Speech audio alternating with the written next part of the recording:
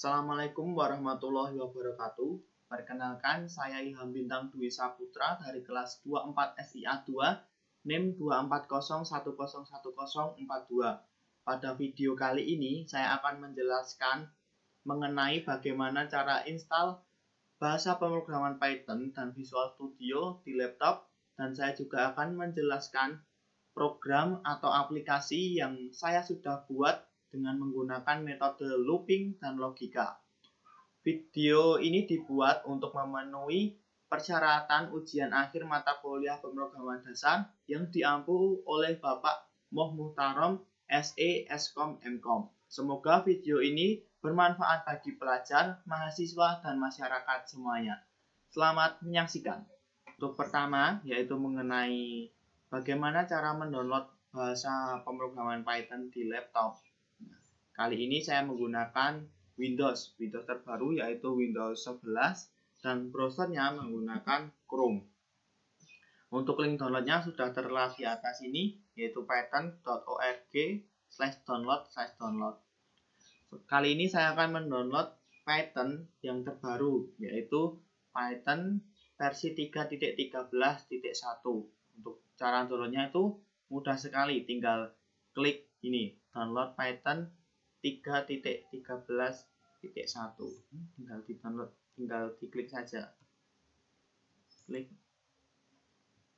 Kita tunggu sebentar sampai downloadnya itu selesai. Nah, ini downloadnya sudah selesai, langsung kita install saja.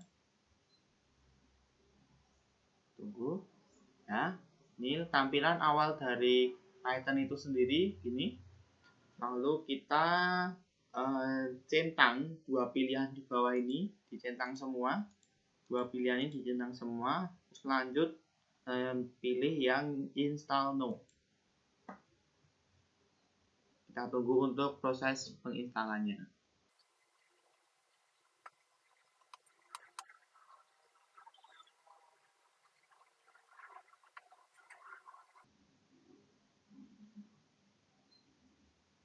Nah, ini sudah selesai untuk penginstalan dari Python itu sendiri.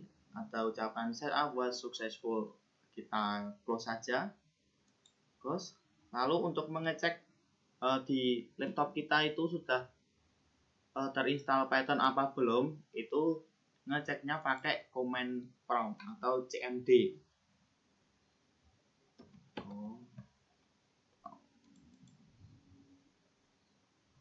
Nah, untuk cara ngeceknya itu kita tulis Python spasi version, lalu enter. Nah, kalau sudah muncul gini Python 3.13.1, itu tandanya di laptop kita sudah terinstall Python. Selanjutnya, yang kedua yaitu install Visual Studio Code. Kita buka saja, search saja di Chrome, download Visual Studio Code. Nah, ini kita klik yang paling atas. Nah, ini untuk tampilan awal dari Visual Studio yang untuk downloadnya. Karena saya menggunakan Windows, saya klik yang ini saja, Windows 10.11. Windows, thanks for download. Kita tunggu lumayan lama untuk download Visual Studio Code-nya itu sendiri. Kita tunggu sampai selesai.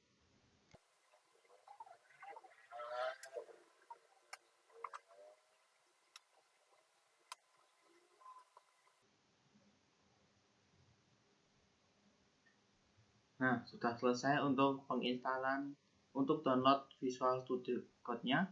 Kita klik saja langsung. Tunggu sebentar. Nah, ini kan ada pilihan dua. Yang pertama, I expect the agreement. Yang kedua, I do not expect the agreement. Kita pilih yang atas, yang I expect. Lalu next.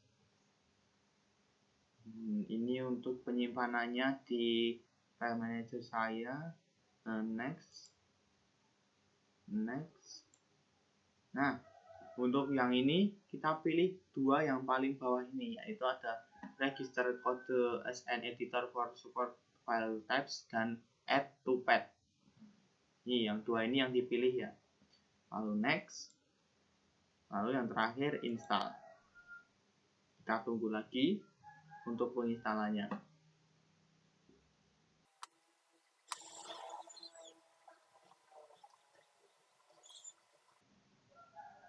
Nah, ini sudah selesai untuk install Visual Studio Code-nya. Yang terakhir kita finish.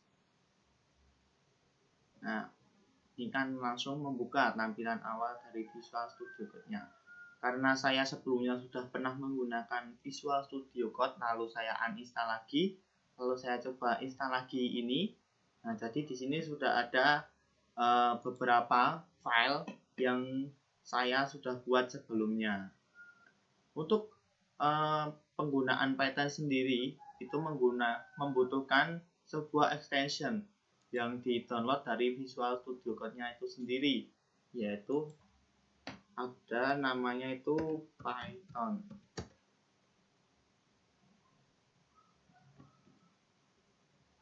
Bentar.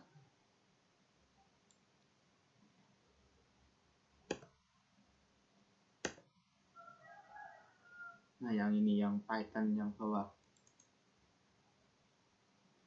Nah, ini coba saya uninstall.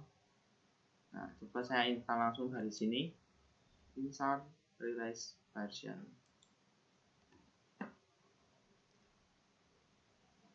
Kita tunggu beberapa saat untuk penginstalan extension Python. Nah, ini sudah selesai untuk install extension Python. Nah, untuk mengaktifkannya itu langsung disable di sini saja. Nah, ini sudah.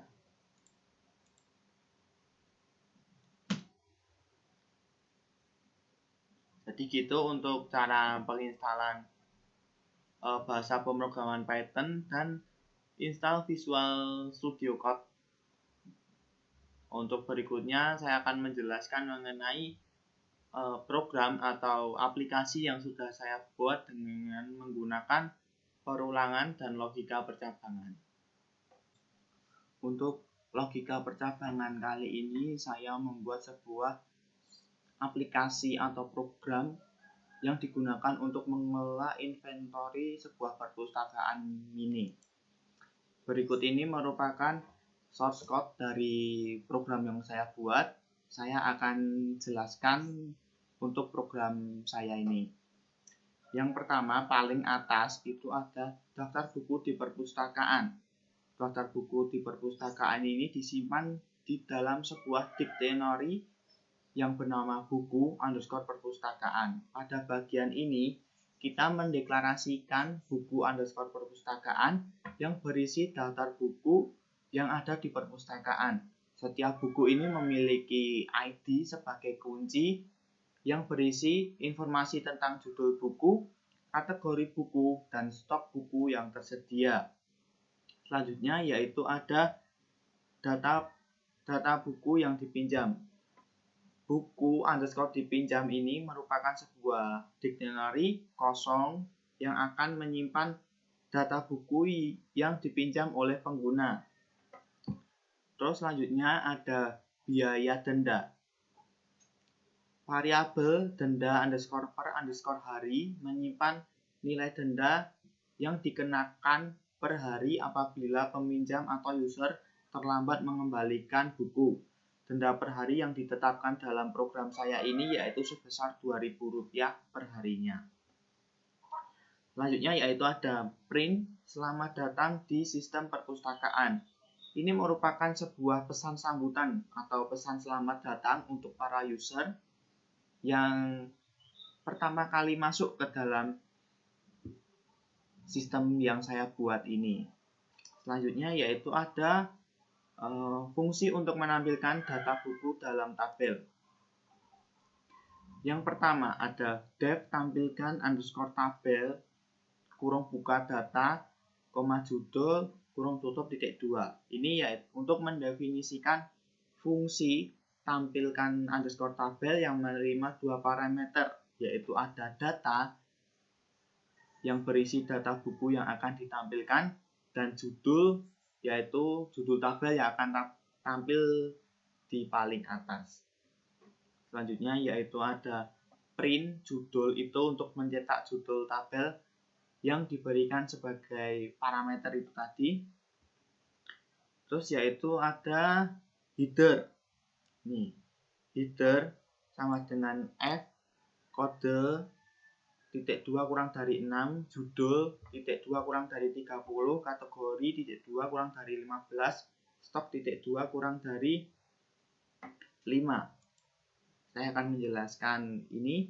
Jadi ini nanti membuat sebuah string header yang berisi nama kolom untuk tabel dengan format yang ditentukan untuk lebar kolom. Jadi ini tadi kurang dari 6, kurang dari 30, kurang dari 15, kurang dari 5. Ini merupakan format untuk menentukan lebar kolom. Jadi tabel itu nanti akan bisa lebih rapi. Selanjutnya ada print kurung buka header kurung tutup. Ini untuk mencetak header tabel. Selanjutnya yaitu ada print tanda petik sama dengan line header. Ini untuk mencetak garis pemisah yang panjangnya sama dengan panjang header tadi. Jadi garis pemisah itu nanti berbentuk seperti tanda sama dengan. Selanjutnya pada baris ke 25 ini ada for kode koma info in data.items.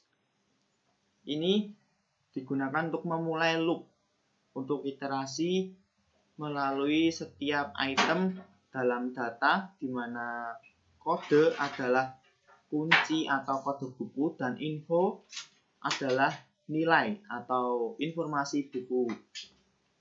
Selanjutnya ada print, nih print F kode kurang dari 6, info judul kurang dari 30, info kategori kurang dari 15, info stok kurang dari 5. Ini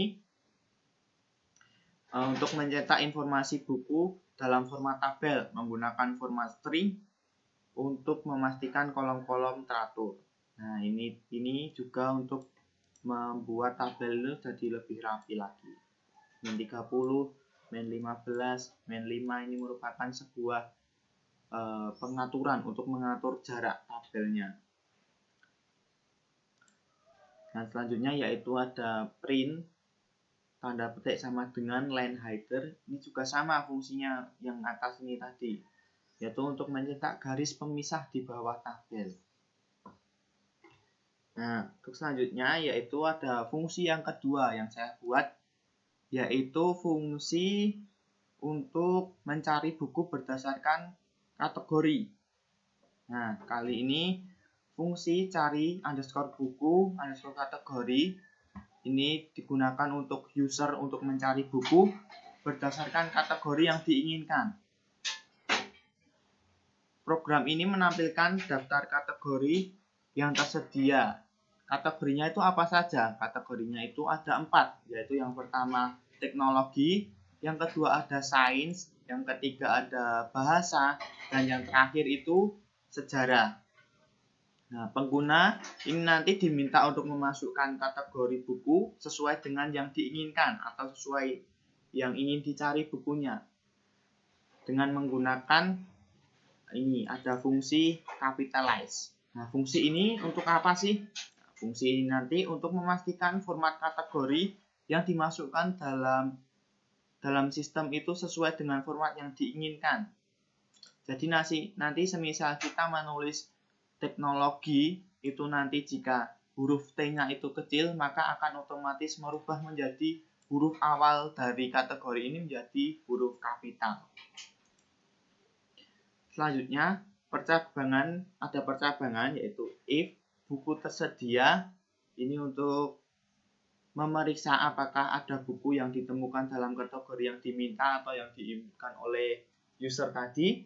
Jika ada buku yang ditemukan, maka fungsi tampilkan tabel dipanggil untuk menampilkan buku-buku yang sesuai dalam kategori atau yang ada dalam kategori yang sudah diinputkan oleh user itu tadi.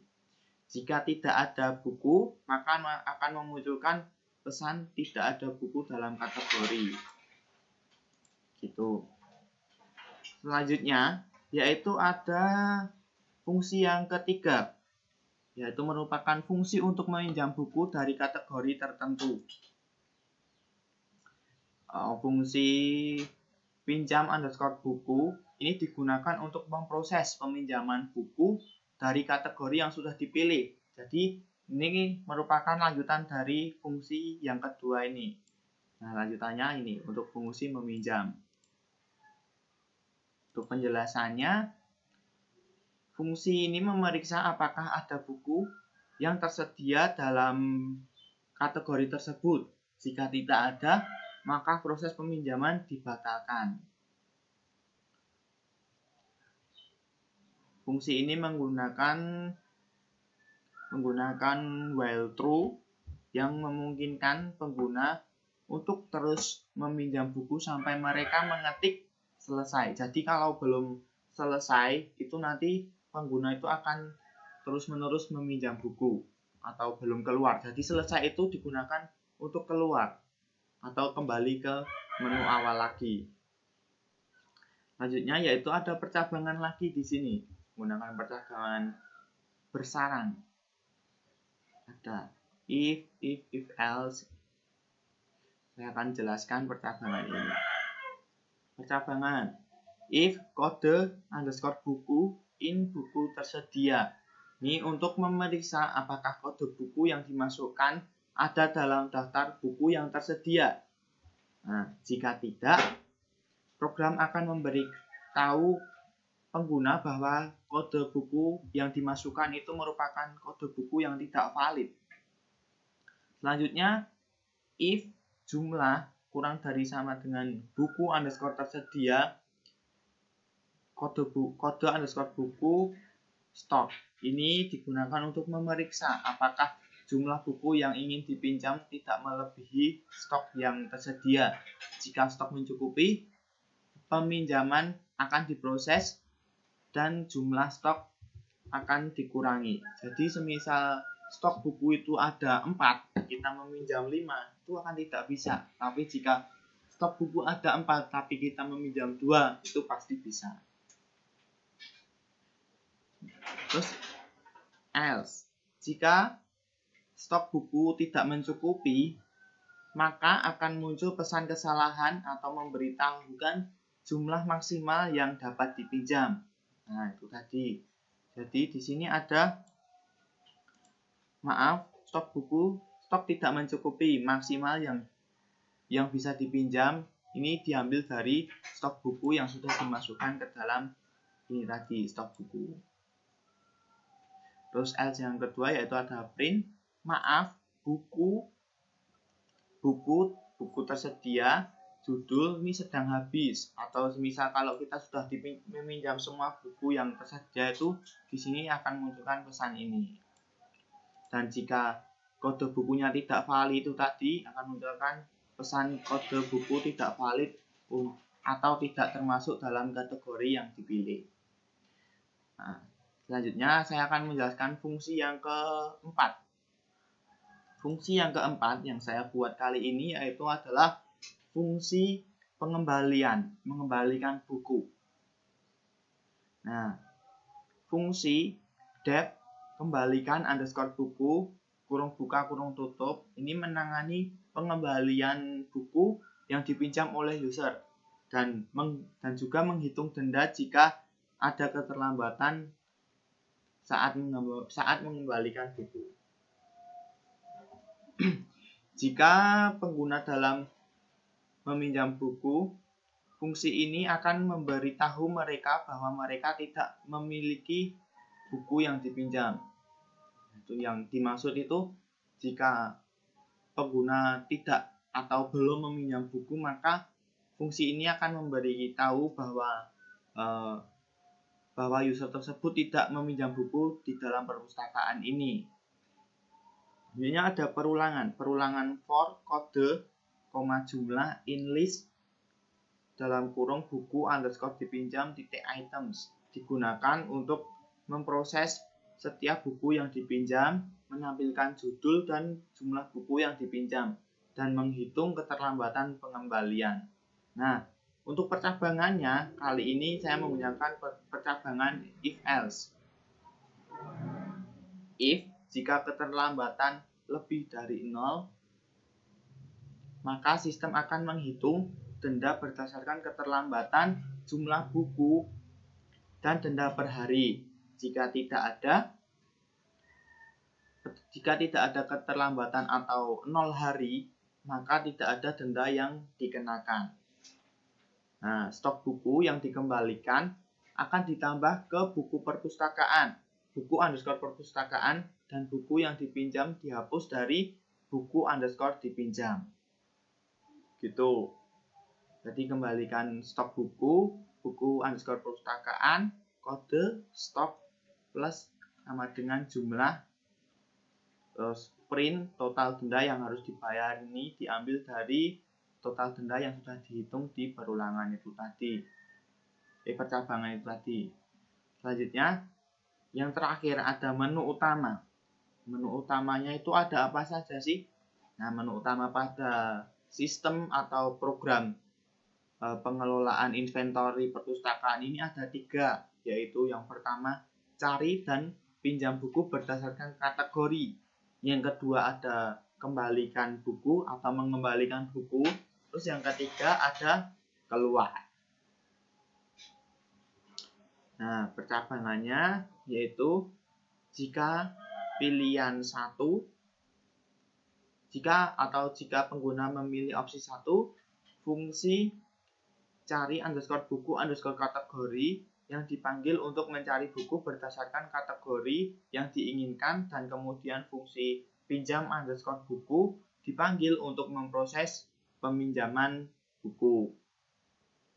Jika pengguna memilih opsi 2 atau elif pilihan sama dengan 2, maka fungsi kembalikan underscore buku dipanggil untuk mengembalikan buku dan menghitung denda jika ada. Jika pengguna memilih opsi ketiga atau keluar, maka program akan mengucapkan terima kasih dan keluar dari perulangan menggunakan break. Else, jika pengguna memasukkan pilihan yang tidak valid, jadi semisal kalau kita memasukkan pilihan itu pilihan keempat, kan itu tidak ada di sini, maka sistem akan menampilkan pesan kesalahan dan meminta pengguna. Jadi sistem kesalahannya itu seperti ini. Pilihan tidak valid, silahkan coba lagi. Nah, untuk hasil program yang saya buat ini, saya run dulu. Nah, ini.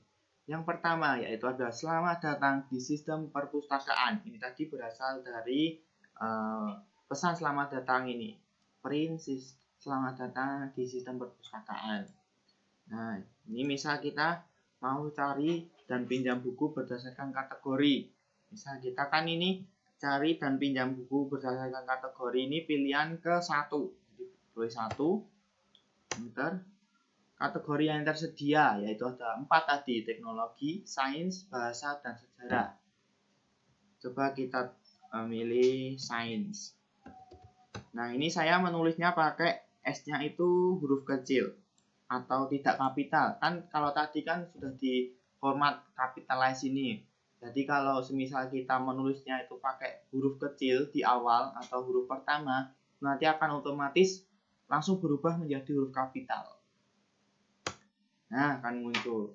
Nah, buku dalam kategori sains itu ada 2, yaitu yang ID ketiga, yaitu buku fisika dasar kategori sains, stoknya ada 4. Terus yang kedua dengan ID 4, yaitu judulnya kimia organik kategori sains, stoknya 2. Terus untuk peminjaman buku, masukkan kode buku yang ingin dipinjam atau ketik selesai untuk keluar. Misal kita memilih kode buku yang nomor 3. Nomor 3. Masukkan jumlah buku fisika dasar yang ingin dipinjam. Misal kita pilih satu saja. Nah, fisika dasar berhasil dipinjam sebanyak 1 buku. Kalau sudah selesai ya udah, kita klik, kita ketik selesai. Nah, akan memunculkan menu utama lagi. Coba kita misal mau mengembalikan buku. Kita pilih menu yang kedua. Nah, ini akan memunculkan buku yang sudah kita pinjam tadi. Kita kan tadi udah pinjam buku fisika dasar, jumlah 1 buku. Berapa hari keterlambatan untuk fisika dasar ini? Misal kita terlambat 2 hari. Kita tulis 2. Nah, total denda yang harus dibayar itu sebanyak Rp4.000. Kan tadi itu tadi denda per harinya itu kan 2.000. Nah, ini kita masukkan itu 2 hari, jadi 4.000. Selanjutnya untuk pilih menu yang ketiga yaitu keluar. Nah, terima kasih sudah menggunakan sistem perpustakaan itu tadi. Untuk perulangan, yang pertama yaitu ada perulangan well. Kali ini untuk perulangan well saya membuat aplikasi atau program untuk kuis, yaitu kuis ada soal dan ada jawaban yang benar. Baik, saya akan langsung menjelaskan mengenai shortcut. Yang pertama, yang paling atas itu ada daftar soal kuis dan jawaban yang benar. Soal underscore kuis ini adalah daftar atau list yang berisi soal-soal kuis dan jawaban yang benar. Setiap soal disimpan dalam dictionary dengan 2 kunci, yaitu yang pertama ada soal atau yang berisi teks soalnya, dan yang kedua ada jawaban underscore benar yang berisi jawaban yang benar dari soal tersebut. Selanjutnya yaitu ada inisialisasi skor dan total soal. Untuk skor ini diinisialisasikan dengan nilai 0 yang akan digunakan untuk menghitung jumlah jawaban yang benar. Selanjutnya untuk total underscore soal, ini untuk menyimpan jumlah total soal yang ada dalam kuis yang dihitung dengan len kurung buka soal underscore kuis. Selanjutnya yaitu ada pesan selamat datang atau pesan selamat datang ini untuk menyambut user saat pertama kali menjalankan program ini. Terus yang selanjutnya ada looping untuk setiap soal. Nah, di sini ini letaknya di mana well yang saya gunakan itu ada di sini. Saya akan menjelaskan mengenai looping ini. Jadi, ini yang pertama ada indeks sama dengan 0. Ini merupakan variabel indeks yang digunakan untuk mengakses setiap soal dalam soal underscore kuis yang ada di atas ini tadi. Terus selanjutnya di bawahnya ada well index kurang total underscore soal. Ini merupakan perulangan yang digunakan untuk memproses setiap soal dalam soal underscore kuis. Perulangan akan berhenti ketika indeks mencapai jumlah total soal. Ini tadi kan totalnya ada 4 soal. Jadi kalau sudah 4 soal selesai, maka programnya akan berhenti secara otomatis. Terus selanjutnya, dalam setiap iterasi, soal dan jawaban yang benar diambil dari dictionary berdasarkan indeks. Indeks tadi kan itu merupakan inisialisasi dari soal kuis. Jadi jawaban benar itu diambil dari soal kuis yang sudah dimasukkan terlebih dahulu di awal itu tadi. Lalu program menampilkan soal dan meminta pengguna untuk memberikan jawaban. Ini untuk menampilkan soal dan meminta jawaban ini di sini. Jawaban sama dengan input dalam kurung soal indeks plus 1 titik 2 soal kurung tutup. Selanjutnya jawaban yang sudah dimasukkan itu tadi kemudian akan dievaluasi dengan menggunakan sebuah percabangan if yaitu jawaban titik strip kurung buka kurung tutup titik lower kurung buka kurung tutup sama dengan jawaban underscore benar titik lower kurung buka kurung tutup skor plus sama dengan 1. Nah, ini digunakan untuk membandingkan jawaban pengguna setelah dihilangkan spasi dengan strip dan diubah menjadi huruf kecil dengan lower. Jadi fungsi strip ini tadi untuk menghilangkan spasi dan lower ini digunakan untuk merubah menjadi huruf kecil secara otomatis. Dengan jawaban yang benar yang juga telah diubah menjadi huruf kecil. Jadi jawabannya nanti langsung berubah menjadi huruf kecil. Jika cocok, skor akan bertambah. Bertambahnya itu setiap soal skornya 1. Nah, jika jawaban salah, itu akan memunculkan pesan jawaban Anda salah. Jawaban Anda salah. Dan program akan memberitahu jawaban yang benar itu apa. Gitu. Yang terakhir ini ada indeks plus sama dengan 1 untuk mengubah nilai indeks agar perulangan dapat berlanjut ke soal berikutnya. Jadi lanjut semisal kita sudah mengerjakan soal pertama, itu akan lanjut langsung ke soal berikutnya yang nomor 2 sampai nomor keempat, yaitu nomor terakhir itu nomor 4. Terus yang terakhir ini ada program untuk menampilkan hasil akhir atau total nilai akhir. Setelah semua soal itu diproses, program menampilkan hasil akhir dengan skor pengguna, yaitu dengan menggunakan if score sama dengan total underscore soal. Jika skor sama dengan jumlah total soal, maka pengguna mendapatkan nilai sempurna dan mendapatkan ucapan selamat atau ucapan ini, selamat Anda lulus dengan nilai sempurna. Jika tidak, jika skor itu total itu dibagi 2, jika skor lebih besar atau sama dengan setengah dari total soal, pengguna dinyatakan lulus dan mendapatkan pujian. Pujian ini berbentuk sebuah kalimat yang berisi bagus Anda lulus. Terus yang terakhir, jika skor kurang dari setengah jumlah soal, pengguna didorong untuk mencoba lagi dan semangat. Jadi kalau semisal total skor akhir itu kurang dari setengah jumlah soal, itu pengguna direkomendasikan untuk mengulangi lagi mengerjakan soal. Itu saya akan menjalankan program saya ini.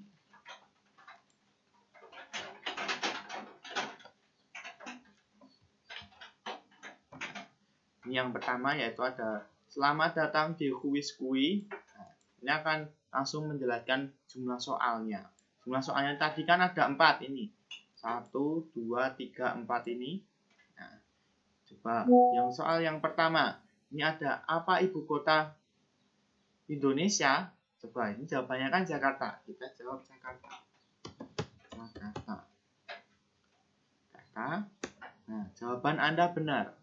Nah, ini tadi kan ada strip sama lower. Nah, ini digunakan untuk agar supaya jawaban yang diinputkan oleh user itu bisa langsung ke konversi menjadi huruf kecil dan menghilangkan spasi. Terus kita lanjut soal yang kedua. Itu tadi ada siapa penulis buku Harry Potter. Ini kan jawaban yang benar kan J.K. Rowling. Coba kita jawab benar dulu. J.K. Rowling. Jawaban Anda salah. Jawaban yang benar adalah J.K. spasi Rowling. Jadi kalau nggak di spasi itu nanti jawabannya salah. Jadi kita harus menjawab itu dengan teliti dan benar. Terus yang soal ketiga ada berapa jumlah bulan dalam setahun? Kita jawab ada 12. Jawaban Anda benar. Terus yang terakhir siapa penemu lampu pijar? Kita jawab sesuai dengan jawaban yang benar ya. Thomas Edison. Jawaban Anda benar. Skor Anda 3 dari 4 soal. Nah, maka itu merupakan lulus. Bagus Anda lulus. Nah, itu tadi mengenai penjelasan perulangan well yang saya buat mengenai yang berjudul kuis.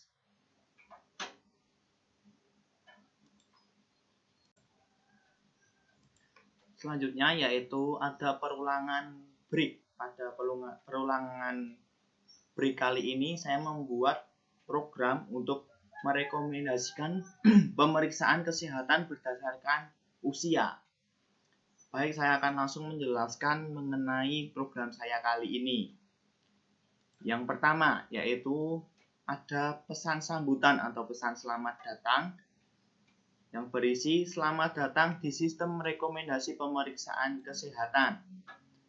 Terus lanjut saja langsung ke berikutnya, yaitu ada perulangan untuk meminta usia pengguna. Ini ada well through. Well through ini program masuk ke dalam perulangan well through yang berarti perulangan ini akan terus berlangsung sampai kondisi tertentu terpenuhi. Dalam hal ini usia yang tidak valid dimasukkan. Terus selanjutnya ada try. Bagian ini mencoba untuk mengkonversi input dari pengguna ke dalam tipe data int atau integer atau biasanya yang berisi bilangan bulat. Jika pengguna memasukkan nilai yang bukan angka, program akan melompat ke blok expect value atau merupakan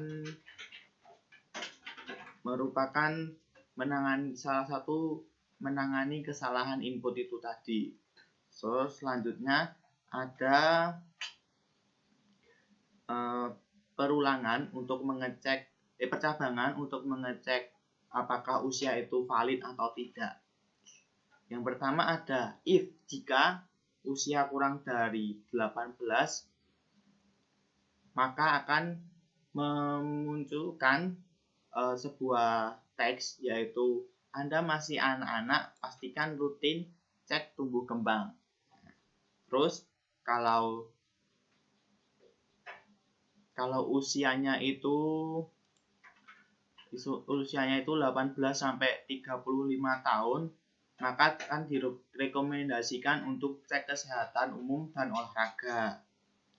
Dan jika usia 35 sampai 50 tahun akan disarankan untuk cek tekanan darah dan kolesterol. Terus if jika umur itu 51 sampai 65 tahun akan direkomendasikan cek kesehatan jantung dan gula darah.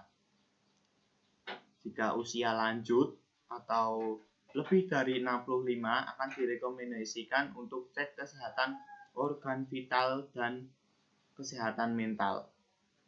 Selanjutnya ada break. Nah, ini adalah topik utamanya yaitu break. Break ini akan menghentikan perulangan jika usia sudah valid. Nah, jika usia valid dan rekomendasi sudah diberikan, perulangan dihentikan dengan break. Ini memastikan bahwa setelah memberikan rekomendasi itu tadi, program tidak akan meminta usia lagi atau meminta user untuk menginputkan lagi usianya dan langsung berakhir karena sudah memasukkan usia dengan format yang sudah valid. Terus yang ketiga itu ada expect value error, print input tidak valid, harap masukkan angka yang valid. Ini merupakan salah satu cara untuk menangani kesalahan input.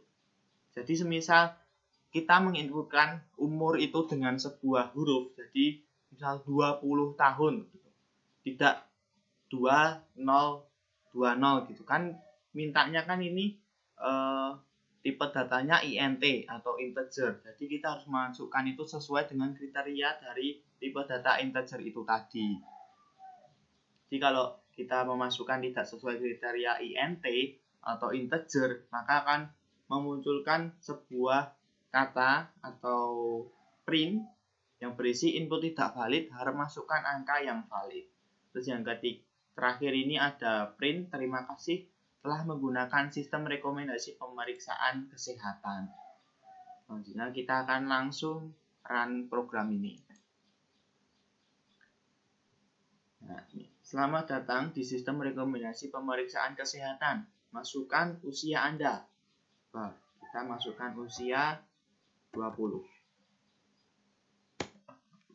Anda dalam rentang usia dewasa muda, disarankan untuk rutin cek kesehatan umum dan olahraga. Terima kasih telah menggunakan sistem rekomendasi pemeriksaan kesehatan. Jadi umur 20 itu tadi masuk ke dalam ini rentang usia 18 sampai 35 tahun. Di sini diterangkan bahwa kalau umur 18 sampai 35 tahun akan memunculkan Anda dalam rentang usia muda disarankan untuk rutin cek kesehatan umum dan olahraga. Jadi sudah sesuai dengan program yang saya buat.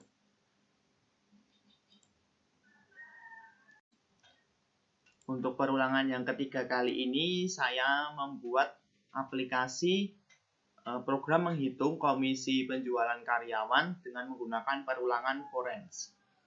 Baik, saya akan langsung menjelaskan mengenai source code yang sudah saya buat. Yang pertama, yang paling atas itu ada input jumlah karyawan. Ini try jumlah karyawan, if jumlah karyawan else, ini ya, untuk masukkan jumlah karyawan. Program ini meminta pengguna atau user untuk memasukkan atau menginputkan jumlah karyawan. Nah, untuk menginputkan jumlah karyawan itu nanti harus berupa angka atau integer. Nah, saya kali ini menggunakan try. Try ini untuk menangkap kemungkinan kesalahan input. Jadi kalau semisal ada kesalahan input yang berupa masukan jumlah karyawan itu bukan berupa angka, maka akan langsung ditangkap kesalahannya oleh try ini tadi. Terus ada di sini if jumlah karyawan kurang dari sama dengan 0. Jika masukan jumlah karyawan itu kurang dari sama dengan 0, maka akan memunculkan sebuah print yang berisi jumlah karyawan harus lebih besar dari 0. Jadi kita memasukkan jumlah karyawan itu harus lebih besar dari 0. Nah, kalau sudah lebih besar dari 0 akan langsung memunculkan sebuah print lagi yang berisi masukkan total penjualan masing-masing karyawan dalam rupiah. Terus selanjutnya yaitu ada persentase komisi.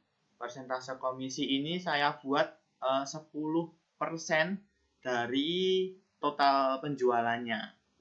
Selanjutnya ada header output. Ini untuk menampilkan header untuk laporan komisi penjualan yang akan ditampilkan nantinya dengan kolom nomor, penjualan, dan komisi dalam format rupiah. Selanjutnya di bawahnya itu ada looping untuk menghitung komisi setiap karyawan. Nah, ini merupakan topik utamanya. Di sini saya menggunakan for i in range 1, jumlah karyawan plus 1.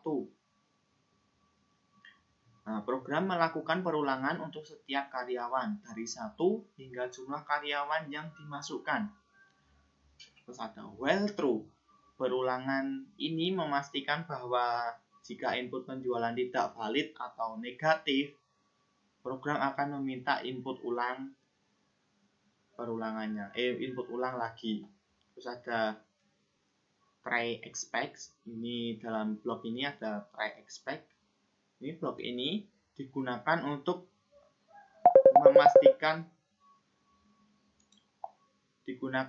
memastikan masukkan angka yang benar. Jadi tidak ada teks atau karakter lainnya. Terus selanjutnya ada nih, if penjualan kurang dari 0, print penjualan tidak boleh negatif. Harap masukkan nilai yang valid. Jadi jika masukan itu kurang dari 0, program memeriksa jika jumlah penjualan yang dimasukkan kurang dari 0 dan memberi pesan kesalahan jika demikian. Nah, jika sudah memasukkan itu lebih dari 0, maka akan langsung menghitung komisi. Komisinya itu dihitung dari mana? Komisi itu dihitung dari penjualan dikali persentase komisi atau yang tadi itu 10%. Itu. Terus selanjutnya ada print. Ini untuk menampilkan hasil penjualan dan komisi dengan format yang sesuai. Ini sudah diformat di sini. Ada formatnya sendiri untuk menampilkan komisinya. Terus saya juga menambahkan break di sini.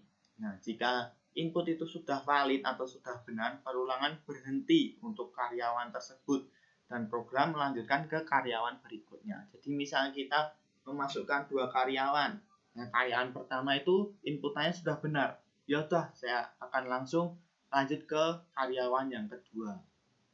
Terus yang terakhir di sini ada untuk menampilkan hasil dan menyelesaikan perhitungan. Ada print, perhitungan komisi selesai.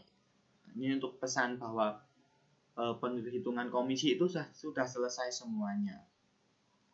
Nah, ini ada expect value error, print input tidak valid, harap masukkan angka yang benar. Nah, ini jika pengguna memasukkan nilai yang tidak dapat dikonversi menjadi angka, misalnya teks, misalnya 2 itu ditulis dengan DUA, kan tidak bisa, kan itu mintanya itu integer atau angka. Program akan menampilkan pesan error dan meminta input yang benar. Saya akan langsung menjalankan program saya. Masukkan jumlah karyawan yang pertama. Misalnya jumlah karyawan saya ada 2. Masukkan total penjualan masing-masing karyawan dalam rupiah. Nah, karyawan yang pertama ini misalnya total penjualannya itu 500.000.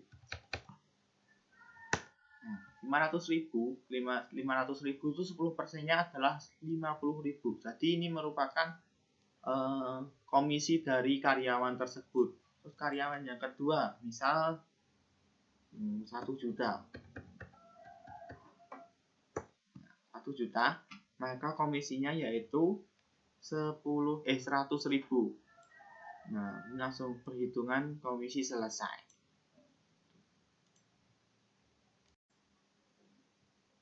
Untuk yang terakhir yaitu ada continue atau perulangan continue.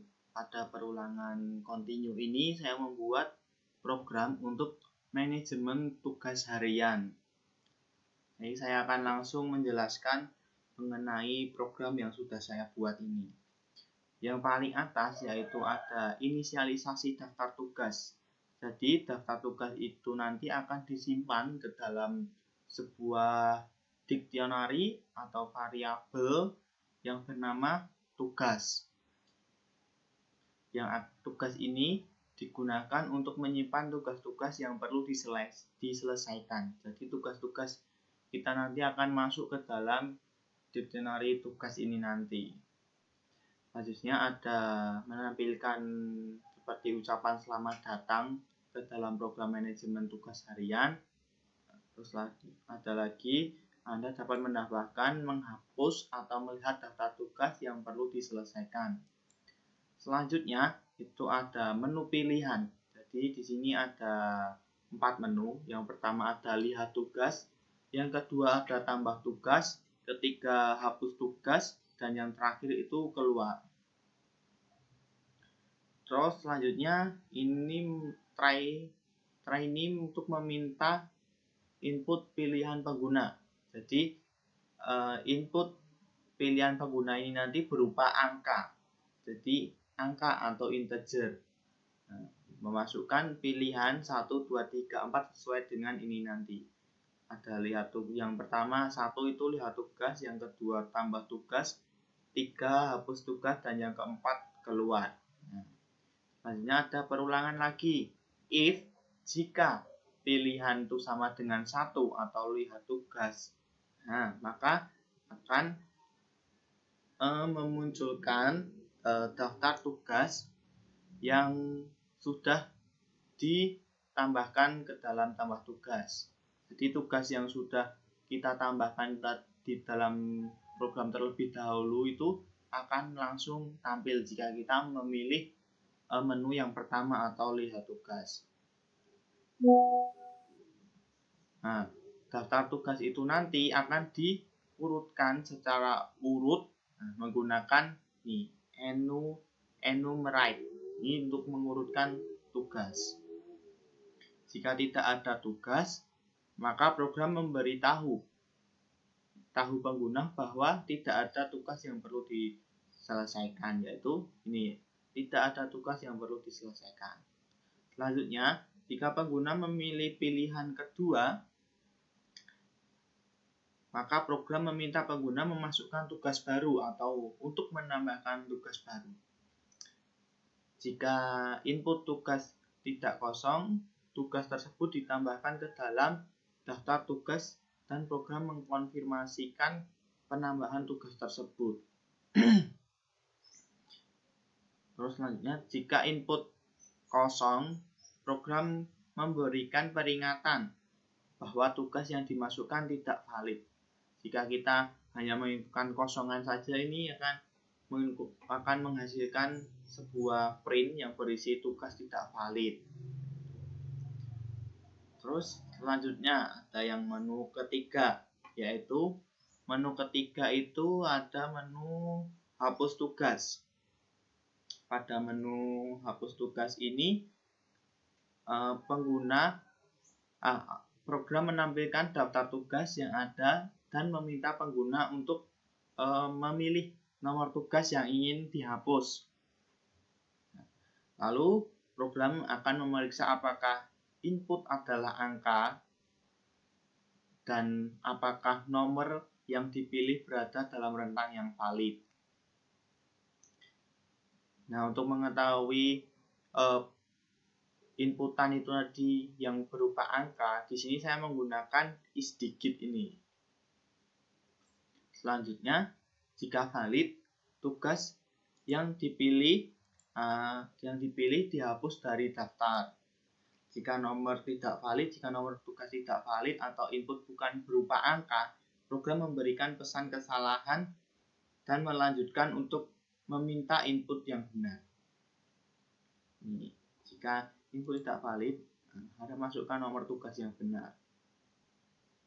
Terus selanjutnya, menu yang terakhir yaitu menu yang keempat, yaitu ada menu keluar. Pada menu ini, jika pengguna memilih opsi keempat atau keluar, program menampilkan pesan terima kasih. Pesan terima kasih ini, terima kasih telah menggunakan program manajemen tugas harian. Terima kasih. Setelah mengucapkan terima kasih dan langsung keluar dari perulangan menggunakan break yang mengakhiri eksekusi program. Nah, ini ada else print pilihan tidak valid, harap pilih antara 1, 2, 3, dan 4, continue. Program memberi peringatan dan mengulangi perulangan untuk meminta pilihan yang valid. Nah, selanjutnya ada expect value error. Ini untuk menangani kesalahan jika inputan itu bukan berupa angka. Jadi, misal kalau huruf itu tidak bisa ditangani pakai program ini. Expect value print input tidak valid, harap masukkan angka yang benar, continue. Tuh, baik, untuk menjalankan kodenya kita langsung saja run di sini. Akan memunculkan selamat datang di program manajemen tugas harian. Anda dapat menambahkan, menghapus, atau melihat daftar tugas yang perlu diselesaikan. Yang pertama, saya akan mencoba langsung fitur yang kedua, yaitu tambah tugas. Klik angka 2 untuk memilih fitur yang kedua. Lalu masukkan tugas baru yang ingin ditambahkan. Misal saya masukkan matematika. Lalu klik enter. Lalu akan menunjukkan pop-up tugas matematika berhasil ditambahkan. Untuk melihat tugas apa saja sudah ditambahkan, saya akan pilih fitur yang nomor 1. yang akan menunjukkan daftar tugas yang sudah ditambahkan, yaitu saya tadi menambahkan matematika. Lalu kalau untuk cara menghapusnya, pilih fitur nomor 3, lalu masukkan nomor tugas yang ingin dihapus. Saya baru masukkan 1, yaitu matematika nomor 1, klik nomor 1, enter, lalu lihat tugas lagi, tidak ada tugas karena tadi matematika sudah dihapus. Kesimpulan yang dapat diambil dari video ini yaitu yang pertama, ada konsep logika dalam Python dapat digunakan untuk membuat program yang mampu mengambil keputusan berdasarkan kondisi tertentu. Yang kedua, struktur looping dalam Python sangat berguna untuk menyelesaikan proses berulang secara efisien, sehingga mempermudah pengolahan data dan automasi tugas. Yang ketiga, Python sebagai bahasa pemrograman memiliki keunggulan dalam sintaks yang sederhana dan kemampuan fleksibel, sehingga cocok untuk pembelajaran pemrograman dasar. Yang terakhir, melalui tugas ini, mahasiswa dapat melatih keterampilan analisis dan penyelesaian masalah yang sangat penting untuk pengembangan kemampuan di bidang teknologi informasi. Sekian video saya, kurang lebihnya mohon maaf.